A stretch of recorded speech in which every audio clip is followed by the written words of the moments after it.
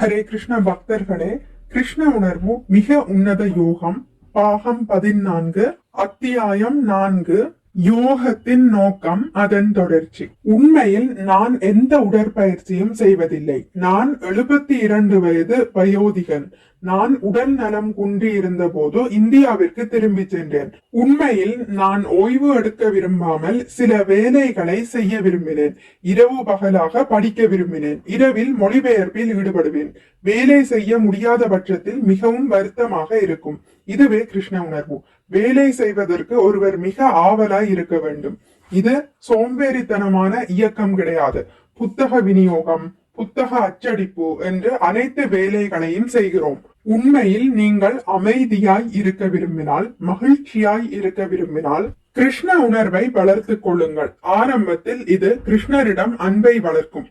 அர்ச்சா விக்கிரகத்தின் முன் நடனமாடுவதும், மந்திர உச்சாடனம் செய்வதும், பிரசாதம் அளிப்பதும் நாங்கள் சொல்லிக் கொடுக்கும் விதிமுறைகள் ஆகும். இது உங்களை மேலும் கிருஷ்ண உணர்வுக்கு கொண்டு செல்லும். பகவத்கீதையில் விளக்கப்பட்டுள்ள யோக முறையானது மேலை நாடுகளில் தற்போது நடைபெற்று கொண்டிருக்கும் பொய்யான யோகத்திலிருந்து வித்தியாசமானதாகும். மேலை நாடுகளில் பெயரளவு யோகிகளால் அறிமுகப்படுத்தப்பட்டு வரும் யோக முறையானது அங்கீகரிக்கப்பட்டதல்ல. யோகம் கடினமானதாகும். முதலில் புலன்களை அடக்க வேண்டும். அதுவே யோகியின் நிலை. தன் இச்சைப்படி காம வாழ்க்கை வாழ அவன் அனுமதிக்கப்படுவதில்லை. உங்கள் விருப்பம் போல உடல் உறவு கொண்டும், போதை பொருட்களை சாப்பிட்டு கொண்டும், மாமிசம் உண்டு கொண்டும், சூதாடி கொண்டும் இருந்தால் ஒரு யோகியாக மாற முடியாது. குடிப்பழக்கம் உங்களுக்கு இருந்தாலும் நீங்கள் ஒரு யோகி ஆகலாம் என்று விளம்பரப்படுத்திய ஒரு இந்திய யோகி இங்கு வந்தபோது திகைப்படைந்தேன். இது யோக முறை அல்ல. யோகம் என்று வேண்டுமானால் அழைக்கலாம், ஆனால் அது தரமான யோகம் அல்ல. யோக முறையானது குறிப்பாக இந்த யுகத்தில் மிகவும் கடினமானதாகும். ஒருவனது கவனத்தை விஷ்ணுவின் மேல் ஒருமுகப்படுத்துவது யோகம். இதை ஸ்ரீமத் பாகவதத்தில் இருந்து அறிகிறோம். விஷ்ணு அனைவருடைய இதயத்திலும் உள்ளார். உங்களுடைய கவனத்தை ஒருமுகப்படுத்துவதற்கு புலன்களை அடக்க வேண்டும்.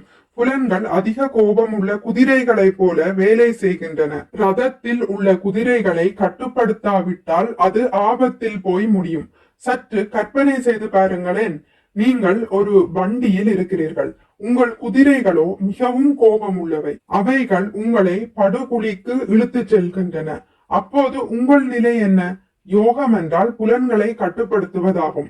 யார் எதிரி என்பது பாம்புகளுக்கு தெரியாது. அது யாரை வேண்டுமானாலும் கடிக்கின்றது. பாம்பு கடித்தவுடன் அதன் விளைவு மரணம். அதே போல கட்டுப்பாடு இல்லாத புலன்கள் தன் போக்கிலேயே செயல்பட்டால் நீங்கள் ஆபத்தான சூழ்நிலையில் இருக்கிறீர்கள் என்பதை உணர வேண்டும். ஒருவன் உணர்ச்சி வசப்படும் போது தன் சுபாவத்தை இழந்து தன்னையே மறந்து விடுகிறான் என்று சொல்லப்படுகிறது. புலன்களால் உந்தப்பட்ட ஒருவன் தனது குழந்தையை கூட தாக்குகிறான். ஆகவே ஆன்மீகத்தில் முன்னேறியவர்கள் தங்களுக்கு மட்டுமல்லாமல் அனைவருக்கும் பயனளிக்கும்படி செய்ய வேண்டும். தனிமையான இடத்தில் தாயுடனோ மகளுடனோ அல்லது சகோதரியுடனோ இருக்கக்கூடாது என்று சாஸ்திரம் கூறுகிறது. ஏனென்றால் புலன்கள் மிக சக்தி வாய்ந்தவை. தாயா, மகளா, சகோதரியா என்பதையே நீங்கள் மறந்து விடுவீர்கள். இது சில முட்டாள்களுக்கு வேண்டுமானால் பொருத்தமாக இருக்கலாம் என்று நீங்கள் கூறலாம். ஆனால் இது அனைவருக்கும் என்று சாஸ்திரம் கூறுகிறது. நீங்கள் நல் ஒழுக்கம் உள்ளவராக இருந்த போதிலும் காம உணர்ச்சியால் கவரப்படலாம். ஏனென்றால் புலன்கள் அவ்வளவு சக்தி வாய்ந்தவை. இந்த உலகில் நமது நிலை துன்பம். எல்லாமே இந்த உடலை சார்ந்தது. இந்த உடலே அனைத்து துன்பத்திற்கும் காரணம். மேலும் வாழ்க்கையின் இறுதியான குறிக்கோள் இந்த ஜட உடலுக்கு அப்பாற்பட்ட ஆன்மீக உடலில் இருப்பதாகும். இது ஒரு அந்நிய சூழ்நிலையாகும். ஆத்மா ஆன்மீகமாக சுதந்திரமானது. ஆனால் இந்த பௌதிக சூழ்நிலையினால் அது கட்டுப்படுத்தப்படுகிறது. நான் இந்த உடலா அல்லது வேறு ஏதாவது ஒன்றா என்று கேள்வி கேட்பதே மனித வர்க்கத்திற்கு அடையாளம். இதை மிக சுலபமாக புரிந்து கொள்ள முடியும். நான் இந்த உடல் அல்ல. ஏனென்றால் மரண நேரத்தில் ஐயோ அந்த ஏழை போய்விட்டான் என்று கதறி அழுவார்கள். ஆனால் பார்க்கும்போது அந்த உடல் அங்கேயே இருக்கிறது. அந்த மனிதன் அங்கேயே படுத்து கிடக்கிறான்.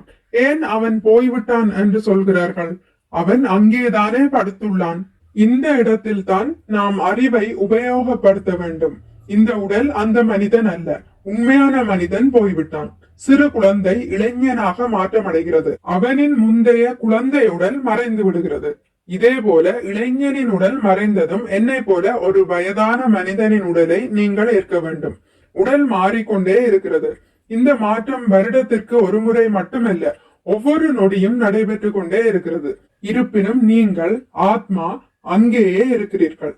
இது புரிந்து கொள்வதற்கு மிகவும் எளிது. உடல் இருப்பதால் தான் நாம் துன்பப்படுகிறோம். ஒவ்வொருவரும் இன்பத்தை பெறுவதற்கே முயன்று கொண்டிருக்கிறோம். பொருளாதாரம், அரசியல், சமூக சேவை, தேசிய சேவை என அனைத்து பிரிவினரும் இன்பத்தை அடையவே முயற்சி செய்து கொண்டு இருக்கிறார்கள்.